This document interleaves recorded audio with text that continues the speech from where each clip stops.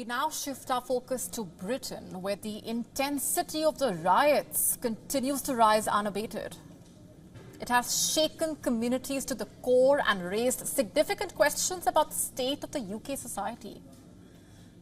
The grief of families mourning the victims of a brutal stabbing rampage last week has been exploited by far-right groups.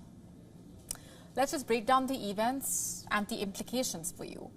Protests that began peacefully escalated into chaos in over a dozen towns and cities across Britain.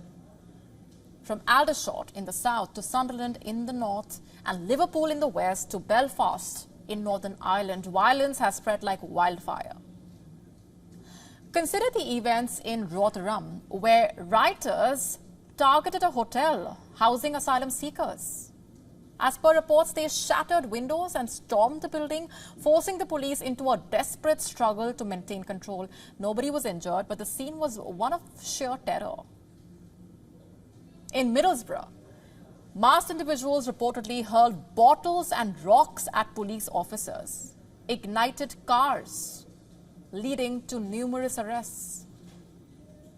Liverpool saw arson attacks on a library and a food bank, while Hull's city centre was left in ruins with fires and smashed storefronts.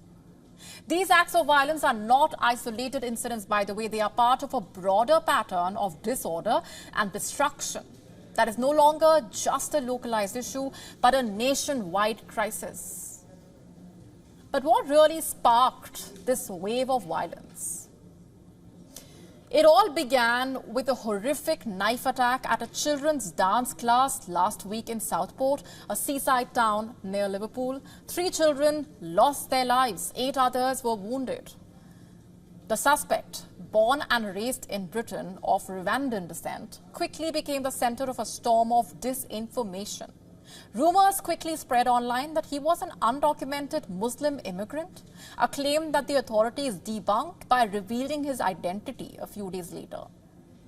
However, the damage was done. As per reports, with immigration already a contentious issue, far-right extremists seized on the falsehood to incite their followers. The question that soon became the focal point was, will the authorities manage to quell the violence and bring those responsible to justice? The Prime Minister, Keir Starmer's government, barely a month into its term, faces its first major crisis. In response, thousands of police officers have been deployed nationwide, armed with special powers to disperse gatherings. Over 400 arrests have been made and about 100 individuals charged. Prime Minister Starmer has condemned the riots as quote-unquote far-right thuggery and urged the prosecutors to swiftly bring those responsible to justice. But is that response enough? Can it actually stem the tide of anger and misinformation that continues to fuel these riots? As per reports, police are monitoring at least 30 locations where far-right groups have called for demonstrations. Areas like Kent, Liverpool, Rotherham, already scarred by violence, are on high alert. London also braces for potential clashes, with authorities warning of events planned by hateful and divisive groups, quote-unquote. In fact, the reports further highlight that counter-protests against racism and xenophobia are also expected, setting the stage for possible confrontations. As per experts, the political implications of these riots are profound.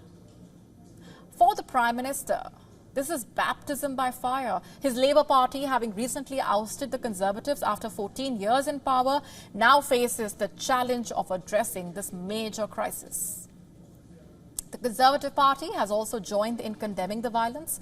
Former Prime Minister Rishi Sunak, now leading the opposition, emphasized that the unrest is unrelated to the tragedy in Southport, expressing full support for the police's efforts to restore order.